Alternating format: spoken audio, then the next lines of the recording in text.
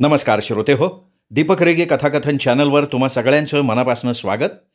श्रोते हो, आज तुम्ही ऐकणार आहात अंजना उदय कर्णिक यांच्या प्रकाश वाट या कथासंग्रहातली कथा हुकलेली वेळ.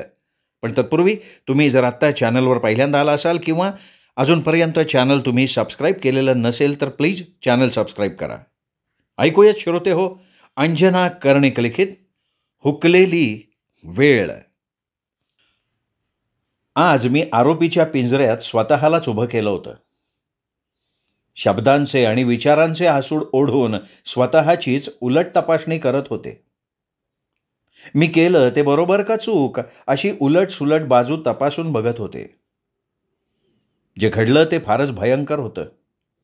जे ऐकलं ते अविश्वसनीय वाटत होतं. जे स्वतःच्या डोळ्यांनी पाहिलं ते खोटं वाटत होतं. पण खोटं तरी कसं म्हणू? गेल्याच आठवड्यात माझी रेणुकाशी गाठ पडली होती, अबुधाबीच्या एअरपोर्टवर. माझ्या लेकाची नवी नोकरी, नवं वास्तव्य, नवी नात, साऱ्या गोष्टीचं नेत्रसुख घेऊन, कौतुक करून आणि करवून घेऊन परतीच्या वाटेवर असताना मला ती भेटली. एअरपोर्टवर सिक्युरिटी चेक वगैरे सगळे सोपस्कार पार पाडल्यानं आता माझा बाहेरच्या आप्तांशी संबंध सुटला होता आणि म्हणून इतर सहप्रवाशांच्या बरोबर मी सुद्धा विमानाच्या आगमनाच्या आणि अनाउन्समेंटच्या प्रतीक्षेत होते. हातातल्या पुस्तकाचं वाचन झालं. आपला वैशिष्ट्यपूर्ण पोशाख करणाऱ्या अरबांना आणि त्यांच्या बुरख्यात झाकलेल्या गोऱ्यापान बायकांना न्याहाळूनही झालं.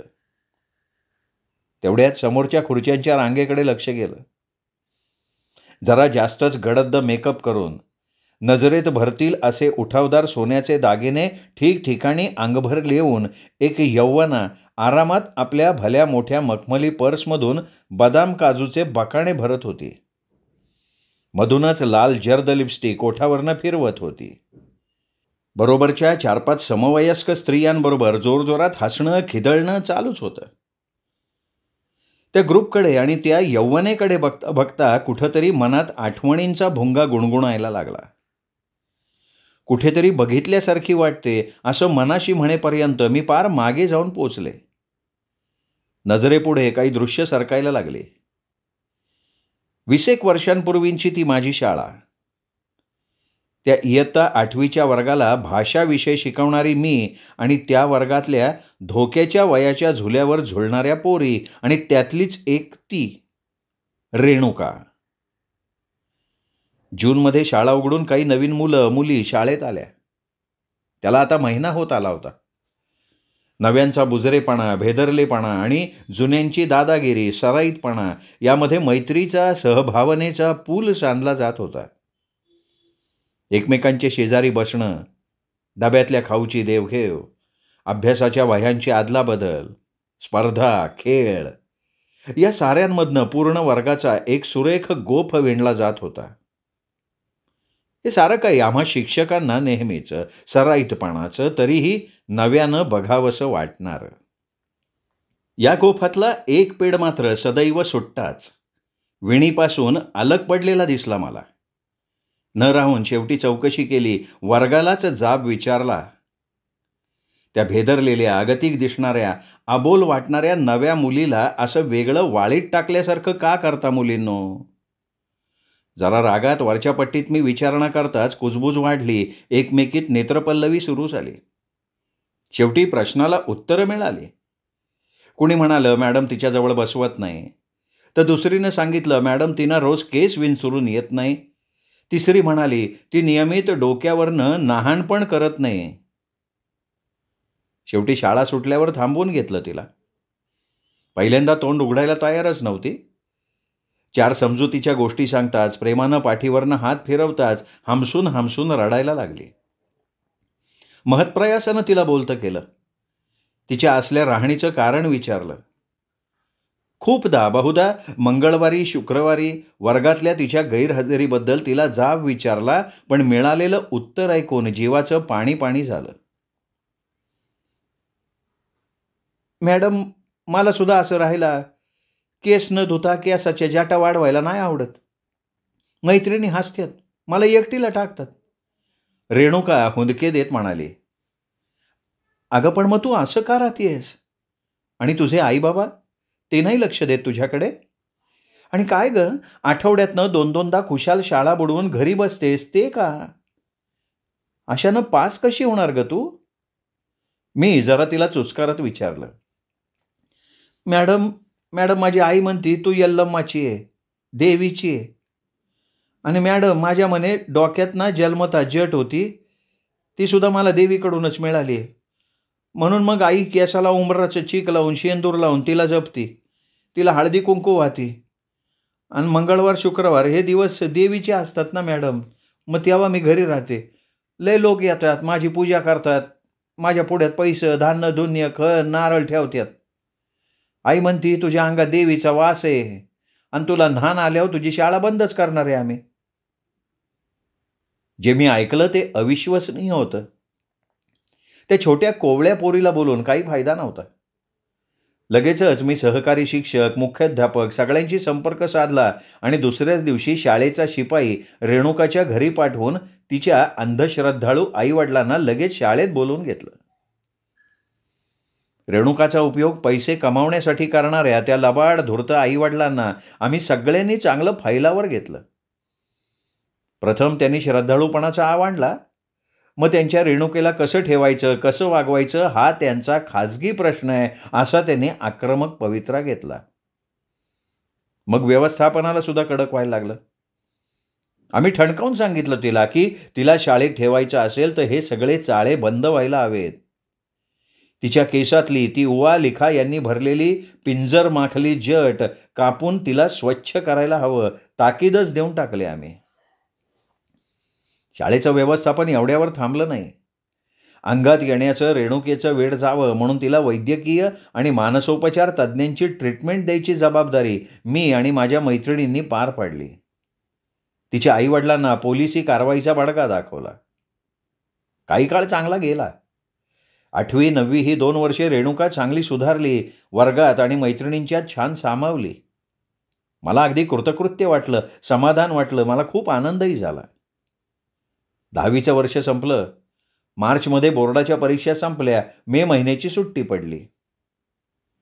ती सुट्टी पडली आणि माझा, रेणुकाचा आणि तिच्या आईवडिलांचा आणि मुख्य म्हणजे त्या 10वीच्या बॅचचा संपर्कच संपला. नेहमीप्रमाणे जून महिना उजाडला. नव्या वर्षाची नवी गडबड. SSC छानपैकी उत्तीर्ण झालेली मुलं मुली यशाचे पेढे देऊन गेली. त्या सगळ्या गर्दीत रेणुका दिसली नाही म्हणून मन जरा चुटपुटलं. ऑफिसमध्ये चौकशी केली तेव्हा कळलं की तिचं नाव पासांच्या यादीत नव्हतं. खूप वाईट वाटलं. पण मग दैनंदिन रहाटगाडग्यात रेणू, तिची ती जट, तिच्यातलं ते परिवर्तन आणि तिचं ते परीक्षेतलं अपयश सगळं विसरून गेलं. जणू काही वर्गातले इतर 60-70 विद्यार्थी तशीच रेणुका. बसेल पुन्हा ऑक्टोबरला, होईल पास असं म्हणून तिला मनाबाहेर टाकून दिलं. आणि आज ती अशी कित्येक वर्षांनी अचानक दिसली. बदललेल्या रूपामुळे, बदललेल्या वेशभूषेमुळे एरवी मी तिला ओळखलंही नसतं. पण एक तर ती भेटली, दिसली ती अरबांच्या देशात. कुलीन युवती जशा राहणार नाहीत, वागणार नाहीत तसं तिचं सगळं वर्तन दिसत होतं. शिवाय तिच्याबरोबरच्या तिच्या त्या समवयस्क मैत्रिणी का नातेवाईक कोण होत्या माहिती नाही, पण त्यांचंही वागणं फार सभ्य वाटत नव्हतं. राहून राहून माझी त्या घोळक्याकडे नजर जायला लागली. तेवढ्यात तिचं सुद्धा लक्ष माझ्याकडे गेलं. क्षणभर तिच्या चेहऱ्यावर संभ्रम दाटून आला. या यौवनेला कुठं बरं पाहिलं आहे असा विचार करता करता मला तिच्यात लहानपणीची भेदरलेली अबोल रेणुका दिसायला लागली होती. आणि त्याच वेळी ओळख पटून मनाशी निश्चय करून रेणुका माझ्याकडे धावत आली. अगदी निकट येऊन माझ्याकडे निरखून बघत मला म्हणाली, मॅडम तुम्ही आमच्या शाळेतल्या परांजपे मॅडमच ना? अगं हो, तीच मी. तुझी 2 वर्ष क्लास टीचर होते मी. तुमच्या वर्गाला इंग्रजी, मराठी या भाषा शिकवत असे मी. आणि तू रेणुकाच ना? 8वी 9वीत होतीस. मी आनंदून विचारलं. मॅडम अहो तीच मी रेणुका, पण आता मी रेणुका नाही आहे, आता रमोला म्हणतात मला, रेणुकानं सांगितलं. मी चेष्टेत तिला म्हटलं, अरे वा, म्हणजे लग्न झालेलं दिसतंय तुझं. नाव वगैरे बदललं वाटतं तुझं ह्यांनी तुझ्या अगदी आवडीनं. पण माझ्या या चेष्टेनं रेणुका खुलली नाही, लाजली नाही. एका डोळ्यात अश्रू आणि एका डोळ्यात तिरस्कार अशा संमिश्र भावनेनं तीव्र स्वरात ती म्हणाली, "मॅडम अहो कसलं लग्न आणि कसलं हे? आमची लग्न होत नसतात. आमची होते ती विक्री. आमचा होतो तो सौदा. या श्रीमंत देशात रंगेल धनवान अरबांना आम्ही विकल्या जातो आणि तो सौदासुद्धा करतात ते आमचे आईबाप, वैरी 7 जन्मांचे." म्हणजे अगं काय म्हणतीयस काय तू? आणि शिकून सवरून तू कशी राजी झालीस? विरोध नाही का करायचा आईबाबांना? आणि ते तरी तुझं कशासाठी अकल्याण करतील ग? मी माझ्या मध्यमवर्गीय पापभिरू स्वभावाला धरून तिला विचारलं. पुन्हा एकदा स्थळकाळाला न शोभेल अशा स्वरात हास्याचा खळखळाट करत तिने म्हटलं, "अहो मॅडम सर्व माणसं सारखीच असतात का? आणि तुम्हाला आठवत नाहीत वाटतं माझे आईबाप? माझी जट वाढवून मला देवीची लेक म्हणणारे, माझ्या भोवती वेड्या भक्तांचा घोळका जमवून त्यांना लुबाडणारे आणि स्वतःचं पोट जाळणारे ते कसाई तुम्हाला आठवत नाहीये?" "अगं काय बोलतेयस रेणुका? मला आठवतंय की ते सगळं. पण मग ते सुधारले होते ना आम्ही समज दिल्यावर. तुझी ती घाणेरडी जट त्यांच्याकडनं सक्तीनं काढून घेतली होती आम्ही त्यांच्याकडनं. आणि त्यानंतर तर शाळेत चांगली रुळली होतीस की तू. आणि काय ग 10वी झाल्यावर भेटायला आली नाहीस ते?" मी खोट्या रागानं तिला म्हटलं, "मॅडम अहो तो सारा बदल तेवढ्यापुरता होता. तुम्ही लोकांनी पोलिसी कारवाईची धमकी दिलीत म्हणून भाग पडलं त्यांना चांगलं वागणं. पण माझ्या दुर्दैवानं आणि त्यांच्या सुदैवानं मी 10वीची परीक्षा पहिल्या वेळेला नाही पास होऊ शकले. मग काय? मग माझी शाळा सुटली." क्षणभर काहीतरी आठवत असल्यासारखे रेणुकाचे नेत्र कुठेतरी लागले होते. तिच्या नजरेत खळबळ माजली होती. तिचे डोळे नकळत भरून यायला लागले होते. तिला प्रेमभरानं थोपटत मी म्हणाले, "अगं मग पुन्हा ऑक्टोबरला बसायचं, चांगलं पास होऊन पुढे शिकायचं." जणू माझ्या अज्ञानाची कीव करत असल्यासारखी रेणुका हसली आणि मग भरल्या स्वरात म्हणाली, "मॅडम अहो तुमची साथ सुटली. तुमचं माझ्यावर, वर्गावर वैयक्तिक लक्ष होतं. माझ्या आईबापाला तुमचा शाळेचा धाक होता. पण मी नापास झाल्यावर शाळा संपली आणि मग त्यांनी पण कसा डाव टाकला बघा." मी न कळून विचारलं, "अगं तो कसा? म्हणजे झालं काय असं?" रेणुकानं सांगितलं ते भयंकर होतं. जखमेवरची खपली निघताच रक्त भळभळावं तसं तिचं दुःख मनाची ओठाची कवाडं उघडून बाहेर पडलं. "मॅडम अहो त्या माझ्या वैऱ्यांनी मला माझ्या अपयशाबद्दल एकसारखं टोचलं, डागलं आणि एक दिवस संध्याकाळी सरळ जाहीर करून टाकलं आईने." ती म्हणाली, "रेणुके आता आम्ही तुम्हाला फुकट किती पोसणार? धाकटी भावंडं आहेतच की पाठीमागे, त्यांचं कोण करणार?" मला म्हणाली, की "रेणू आता तू कमवायचं. छान अरब देशात अबुधाबीला काम आणलंय तुझ्यासाठी. छानपैकी घरमालकिणीसारखं राहायचं, मालकाची मर्जी आणि घर सांभाळायचं आणि रगड पैका कमवायचा. आता शिक्षण बंद, कमाई सुरू. मोठी लेक म्हणून कामच आहे ते तुझं." आईने हुकूम सोडला. पुढचे सगळे सोपस्कार झाले आणि मी एका एजन्सीबरोबर इकडे आले. अवघं 17-18चं वय माझं. काय चाललंय काही कळत नव्हतं. पण इकडे पाय लागले आणि सारी सच्चाई मला एका क्षणात कळून चुकली. मग मग कसे होते ग तुझे नवीन मालक? घरकामाला तुला आणली ना त्यांनी भारतातून इकडे? लहान मुलं होती का ग त्यांना? मी उत्सुकतेनं विचारलं. "मॅडम घरकाम, मुलं सांभाळणं सारं केलं असतं मी आनंदानं, पण या अरबाचं काम भलतंच होतं. त्याचे शौक, त्याचे रंगढंग पुरवायला त्यांनी विकत घेतलं होतं मला माझ्या बापाकडनं." "अरे, अरे, अरे, अरे, अरे! काय गं पोरी तुझ्या जीवनाचा खेळखंडोबा?"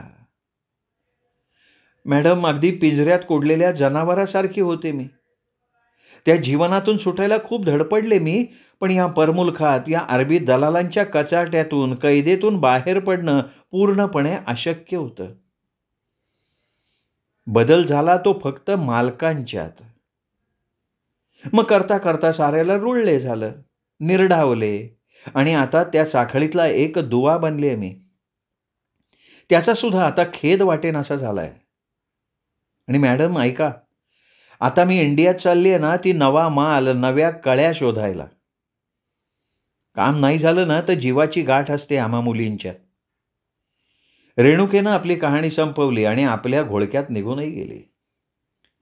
तिच्या कथनानंतर जणू माझी वाचाच खुंटली. ओठ शिवले गेले, पण मन मात्र चवताळलं. ते मन मला जाब विचारायला लागलं, की शाळा सोडून गेल्यावर आपला मुलांशी, मुलींशी संबंध संपलं आपलं कर्तव्य, आपली नोकरी बरी, पगार बरा आणि आपलं सुखी सुरक्षित आयुष्य बरं, अशी एका शिक्षकाची वृत्ती का असावी? माझाच मी धिक्कार करून थकले. वाटलं की माझ्या मुलीला मी अशी अर्धवट वाऱ्यावर सोडली असती का? का नाही मी आई होऊ शकले रेणुकाची? का आम्ही फक्त मॅडमच राहिले? आता हा खेद म्हणजे निव्वळ षंढ पश्चात्ताप. एक कोवळं आयुष्य घडवायची वेळ केव्हाच हुकली होती. श्रोते हो, ही होती अंजना कर्णिक यांची कथा हुकलेली वेळ. कथा कशी वाटली हे कमेंट करून जरूर कळवा. ही कथा मित्रपरिवारात, नातेवाईकात शेअर करायला काहीच हरकत नाही. आणि हो, चॅनल सबस्क्राईब करायचं राहून गेलं असेल तर श्रोते हो, चॅनल तेवढं सबस्क्राईब करा. पुन्हा भेटूयात अशाच कथेसह. तोपर्यंत नमस्कार मित्र.